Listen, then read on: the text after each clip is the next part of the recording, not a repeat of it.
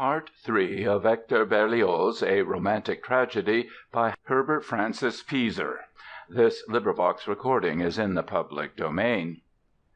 various tours which Hector undertook in Germany brought him artistic honors and material successes of which in France he had never dreamed. Among average audiences he discovered a seriousness and a degree of taste such as were limited to a few circles at home. He refashioned old musical friendships and cultivated new ones. Mendelssohn met him in Leipzig and the pair continued the old artistic discussions and arguments as they had years before in Rome. Felix was charming, fascinating, ceaselessly obliging and determined to be a guarantee for his French colleague's success. The two exchanged batons to symbolize their professional amity.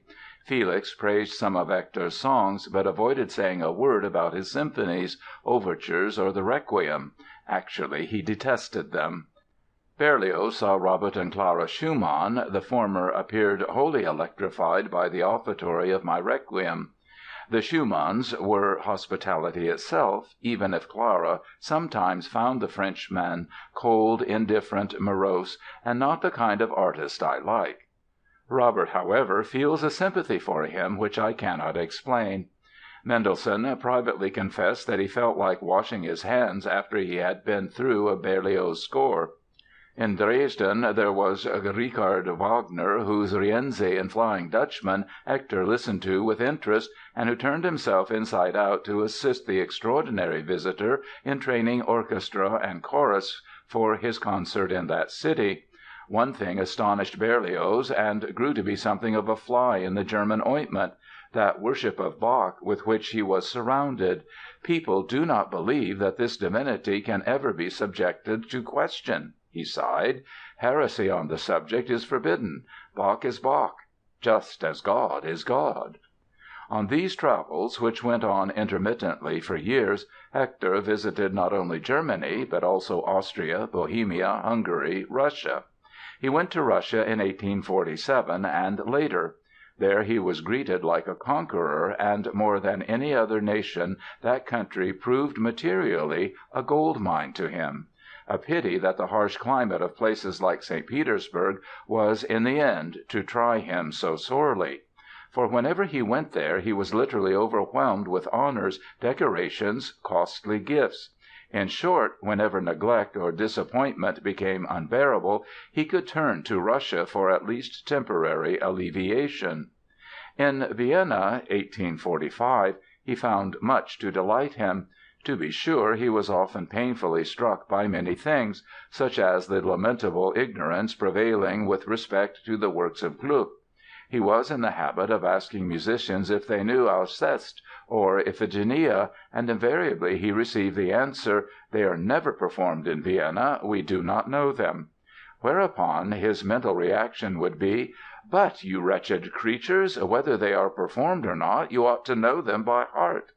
On the other hand, he heard numbers of remarkable artists, and admits he would have to write a book to do justice to each and to catalogue all the musical wealth of Vienna in detail. He received naturally the usual silver baton inscribed with the titles of his works; also a little present of 100 ducats from the Emperor after one of his concerts in the Redouten Saal; and from the same exalted source the message conveyed by the imperial master of ceremonies, "Tell Berlioz that I was greatly amused." Meanwhile the composer had been working by fits and starts on the Damnation of Faust. He wrote page after page of it at the most unbelievable times of day and night, and in the unlikeliest places: on the Boulevard Poissonnière, on a stone of the Boulevard du Temple, in the park at Enghien, when in a somnambulistic trance he had boarded a suburban train and it had simply deposited him there; at Lille, at Rouen, in Passau, in Prague, in Silesia; while walking, while eating, while traveling. When he left Vienna for Budapest he prepared to perform at his first Hungarian concert the Rakoczy March, of which he had made what in effect has long been the standardized and most overpowering orchestration of all. This national melody invariably drove Magyar listeners into frenzies of patriotic enthusiasm (for that matter, few audiences even now can hear it unstirred), and on the program piloted by Berlioz it led to such a wild demonstration that, as he directed it, the composer's hair stood on end and he was seized for a few moments with a kind of nightmare terror. He thereupon introduced the march into the score of The Damnation and placed the opening scene of the Faust action in Hungary so as to motivate the presence in the score of the volcanic page. It is hard to grasp today that the first performance of The Damnation of Faust at the Paris Opéra Comique, December 6, 1846, was the most heartbreaking fiasco of Berlioz's life. It was not a question of violent opposition (if only it had been!), but of abysmal, devastating indifference. Only a scattering of friends occupied the first rows of the Salle Favart, with further back a handful of cynical faces. Otherwise an inhuman emptiness sat enthroned in the gaping theatre. The comic journal Charivari sniggered that if the Song of the Rat went unnoticed it was because there was not so much as a cat in the house. From the outset Berlioz knew himself ruined materially and spiritually. It was less the few remaining francs saved on his travels which mattered than the irreparable hurt done the morale of the afflicted man. "Nothing in my artistic career wounded me more deeply than this unexpected indifference," he was to write in his Memoirs, lapsing for once into pitiful understatement. Not until 1877 was The Damnation of Faust revived in Paris, by which time the composer had been dead 8 years. Although Berlioz recouped some of his financial losses from the Faust misadventure when he went to Russia the following year, he was the plaything of destiny once again when, late in 1847, he accepted an invitation from Louis Antoine Jullien to go to London and conduct opera at the Drury Lane Theatre, of which Jullien was then the manager. This spectacular French adventurer and charlatan, who speculated ruinously, went to jail for debt and died in a lunatic asylum, failed shortly after Berlioz suffered himself to be inveigled into what he thought would be a 6 years' engagement, and the composer, after giving a few concerts of his own music, found himself back in Paris by July, 1848. But England saw him again in 1851–52, when the new Philharmonic Society of London secured him as conductor, and in 1855 when he occupied the same post, not to mention a visit 2 years earlier when he was lured across the Channel to witness a Covent Garden representation of his first opera, Benvenuto Cellini. This turned out almost as distressingly as had in Paris The Damnation of Faust. It is one of the real misfortunes of musical history that Hector Berlioz and Richard Wagner never became to each other the kinsmen and spiritual brothers they should have been. Some unhappy flaw in their respective natures always thwarted a consummation which, one feels, fate should have preordained; or some barrier sprang up between them precisely at the moment they should best have complemented each other. They had, in the larger sense, the same ideals, the same luminous visions, the same majestic aims, the same reluctance to palter and to compromise. They were both tortured by nerves and exacerbated by futile suspicions and jealousies. Yet each had the true measure of the other's importance, whether admitted or not. Prejudices and preconceptions, sometimes artificially fostered, if not fed by envy or rankling disappointment, had a way of cropping up to blind them as soon as they gave promise of seeing eye to eye. Wagner was the stronger of the two, not only as to creative power but in toughness of fiber. But if they were not equally matched, the differences and asperities of the one fitted perfectly into the natural flaws and crudities of the other, as Wagner himself once took occasion to point out. Berlioz appears to have recognized in Wagner, much as he may have resented it, a force of the future which sooner or later must challenge him. All the same, it is wrong to imagine that Wagner underrated his French rival, however he discerned the weaknesses of his work.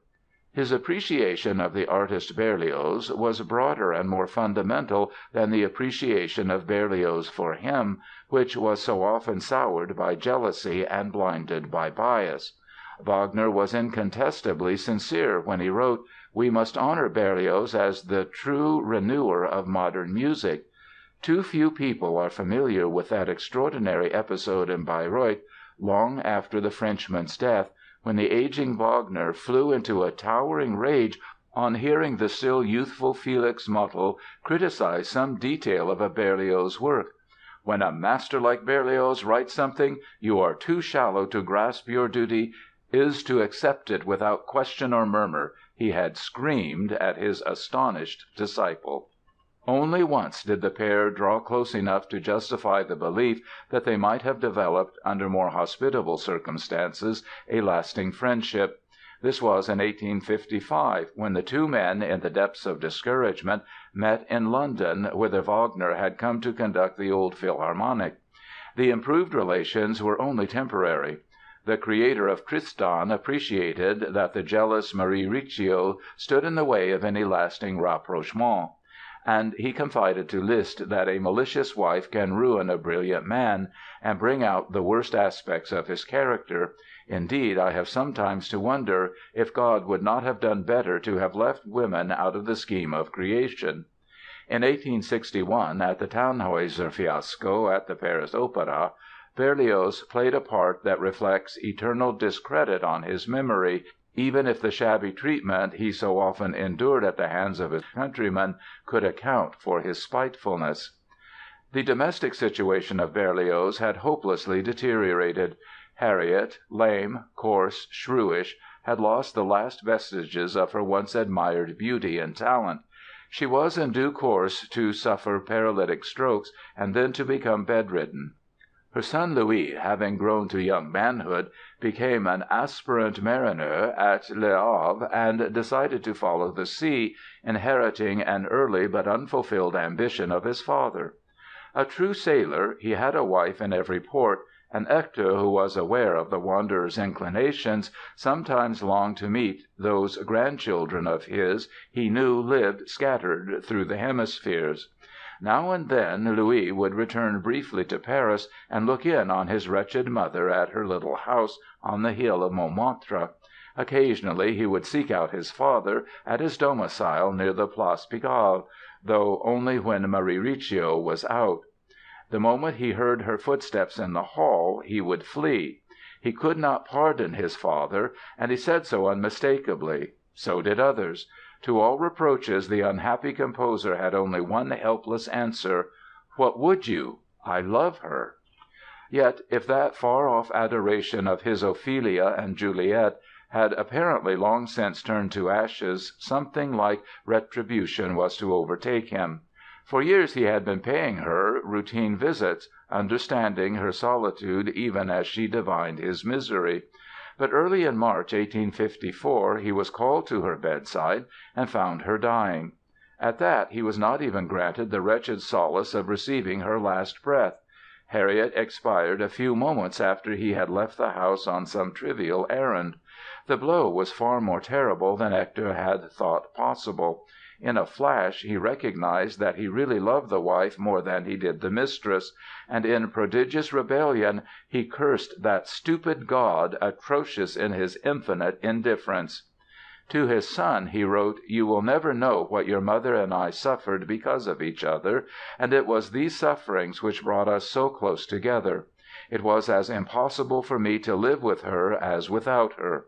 He was to see her once again. 10 years later they exhumed her and in Hector's presence placed her ghastly remains in a new coffin and reinterred them in the Montmartre cemetery. In October, 1854, Berlioz legalized the situation of Marie Recio by marrying her. More wanderings lay ahead of him. He could have gone to New York, had he so chosen, and conducted concerts there. Rightly or wrongly, he declined the offer. But in 1855 he harvested rich honors at a Berlioz festival which his untiring champion Liszt staged in Weimar.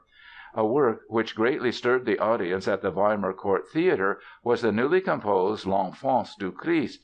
This exquisite legend, as simple, transparent and unpretentious as most of his other works are huge in scale and demanding, is a delicate little trilogy divided into sections respectively called Herod's Dream, The Flight to Egypt, and The Arrival in Sèze.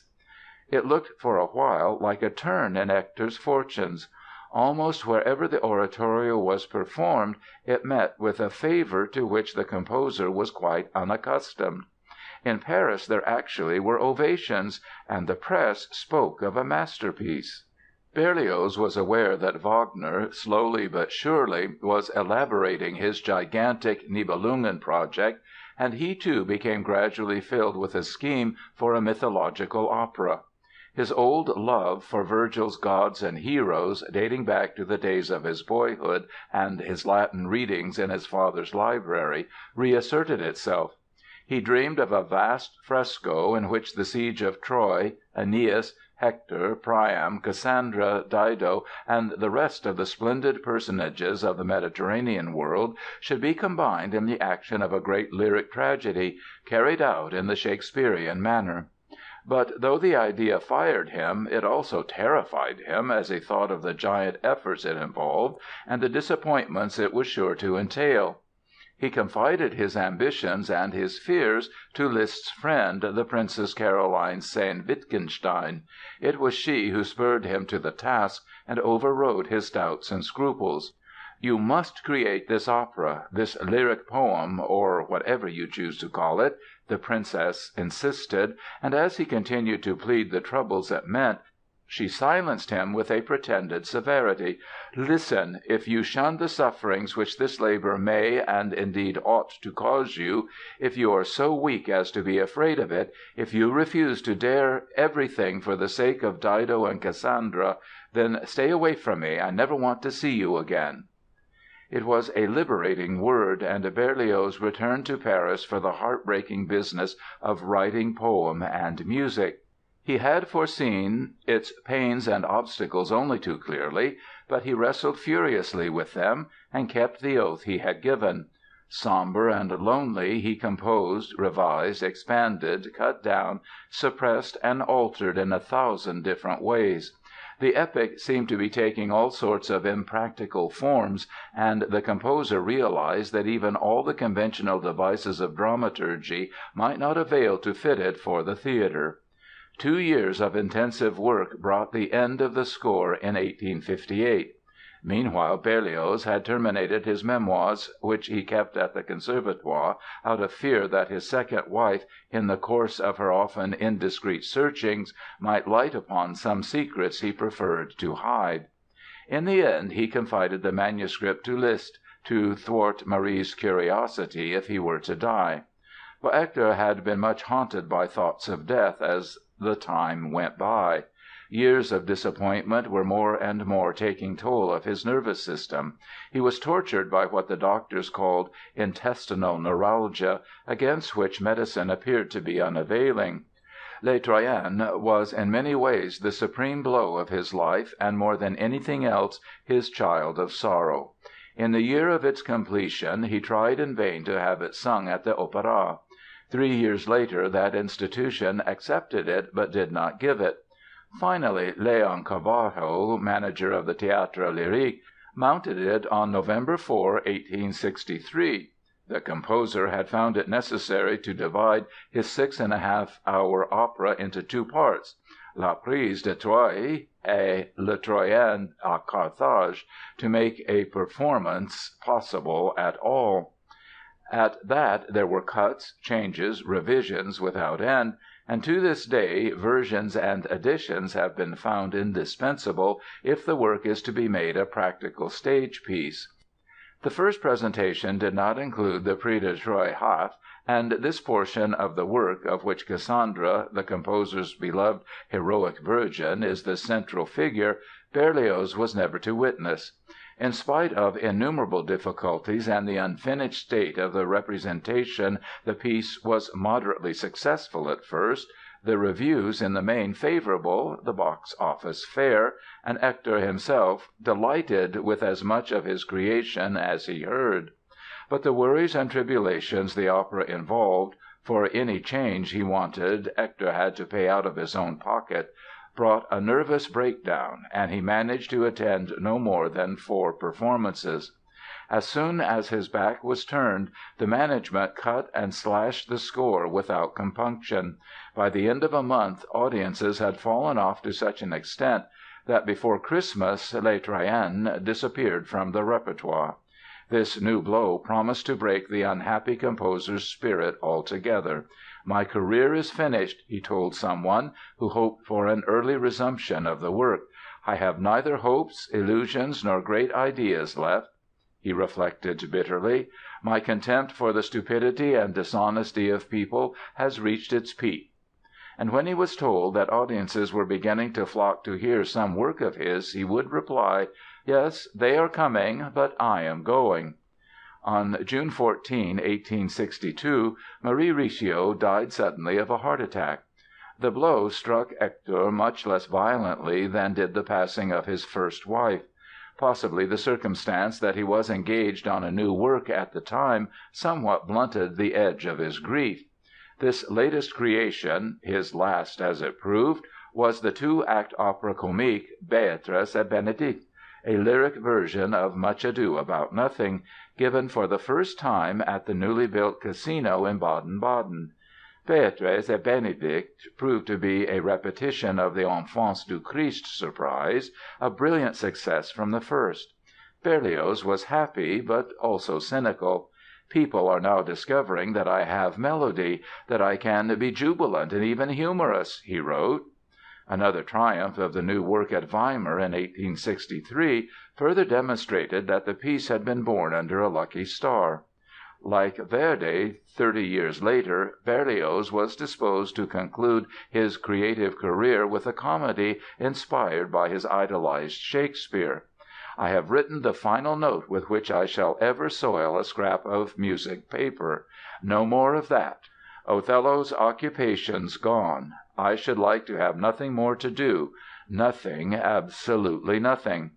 Actually he had much more to do—conducting, writing, traveling, suffering. Yet so far as making music was concerned he was finished. After Marie Recio's death Hector lived with his mother-in-law, whom he esteemed and who in turn loved him. Love of a different kind still lured him on. He met a young girl, by name Amélie, and felt a fresh upsurge of romantic passion. But in 6 months she too was dead. Meanwhile Berlioz and his son had drawn much closer together spiritually.